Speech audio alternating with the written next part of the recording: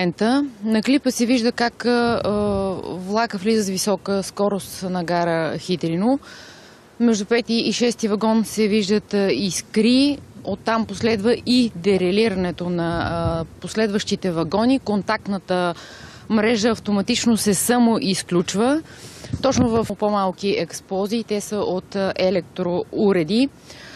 Разследването сочи, че причината за трагедията в Хитрино е високата скорост, с която се е движил влака, с 78 км в час при разрешени 40 на гарата в Хитрино. Паралелното разследване на фирмата собственик на влака обаче показва, че възможната причина за трагедията там е незаключена стрелка, която е довела и до дерелиране на влака. Фирмата беше поканила чуждестранни експерти, които са достигнали до това заключение. Основните обвиняеми са главният машинист и неговият помощник.